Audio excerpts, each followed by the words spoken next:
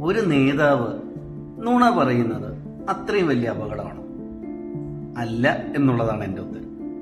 എന്നാൽ പകുതി സത്യങ്ങൾ പറഞ്ഞ് ജനങ്ങളെയൊക്കെ അസത്യത്തിലേക്ക് നയിക്കുന്നത് അപകടമാണ്. ഈ തരത്തിലുള്ള ഒരാള് ഇതിഹാസങ്ങളിലുണ്ടായിരുന്നു.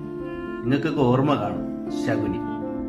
മഹാഭാരതത്തില് നുണകൾ പറഞ്ഞ മറ്റ് പല കഥാപാത്രങ്ങളുമുണ്ട്.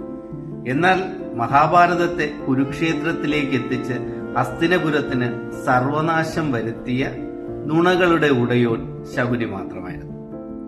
ശകുനി ആയുധമെടുത്തല്ല ഈ നുണകളൊക്കെ തുടങ്ങി വെച്ചത്.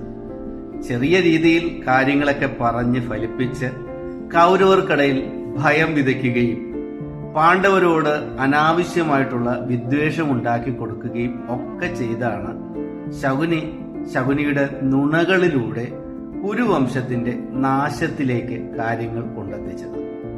ഇന്നത്തെ കാലത്ത് നമുക്കറിയാം, ഒരു നേതാവ് വരുന്നു, പത്രസമ്മേളനം നടത്തുന്നു, അവിടെ കുറെ കാര്യങ്ങൾ വിളിച്ചു പറയുന്നു, ചില സത്യങ്ങളും കൂടുതൽ നുണകളും.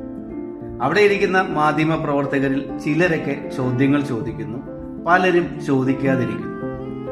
ഈ നേതാവ് പറയുന്ന കാര്യങ്ങൾ ഓരോ വാക്കും കൃത്യമായി പരിശോധിക്കപ്പെടാനുള്ള സാധ്യത ഇന്നുണ്ട് എന്നുള്ളതാണ് സത്യം. സാമൂഹ്യ മാധ്യമങ്ങളിലും അല്ലാതെയുമൊക്കെ കിടക്കുന്ന വീഡിയോകൾ, കഴിഞ്ഞകാല പ്രസ്താവനകൾ, ഇതെല്ലാം ചേർത്തിട്ട് ഫാക്ട് ചെക്ക് ചെയ്യാനുള്ളൊരു സംവിധാനമുണ്ട്. അത് ചെയ്യാൻ ശേഷിയുള്ള ആൾക്കാരൊക്കെ കൃത്യമായി നേതാവിന്റെ വാക്കിനെ പരിശോധിക്കുകയും നുണയും അസത്യവുമൊക്കെ കണ്ടെത്തുകയും ചെയ്യും.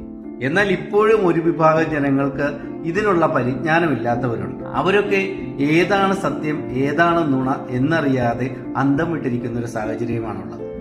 നേതാക്കൾ പറയുന്ന വാക്കുകൾ കൃത്യമായി പരിശോധിക്കപ്പെടുമെന്നും ഫാക്ട് ചെക്ക് ചെയ്യപ്പെടുമെന്നും കൃത്യമായി മാധ്യമങ്ങൾ ചോദ്യങ്ങൾ ചോദിക്കുമെന്നും നുണ പറഞ്ഞാൽ അപ്പൊ തന്നെ തിരുത്തുമെന്നും ഒക്കെയുള്ള ബോധ്യം നേതാക്കൾക്ക് ഉണ്ടാക്കി കൊടുത്താൽ ഒരു പരിധിവരെ ഇത്തരത്തിലുള്ള നുണകൾക്ക് തടയിടാൻ സാധിക്കും. മഹാഭാരതം ഒരു വലിയ ഉദാഹരണമാണ്. ശകുനി എന്ന് പറയുന്ന ഒരാൾ നുണകളുമായി വന്ന് ഒരു സാമ്രാജ്യത്തെ, ഒരു വംശത്തെ തന്നെ തകർത്ത് കളഞ്ഞ പാരമ്പര്യം അല്ലെങ്കിൽ ഇതിഹാസ കഥകളുടെ വായനാ അനുഭവം നമുക്കുണ്ട്. ഒരു നേതാവോ അല്ലെങ്കിൽ ഒരു അധികാരിയോ നുണ പറഞ്ഞു എന്ന് ബോധ്യപ്പെട്ടാൽ കൃത്യമായി തിരുത്തുന്ന ഒരു സംവിധാനം അല്ലെങ്കിൽ ചോദ്യം ചോദിക്കുന്ന ഒരു ജനത ഇല്ലായെങ്കിൽ അത് ജനാധിപത്യത്തിന്റെ പരാജയമാണ്.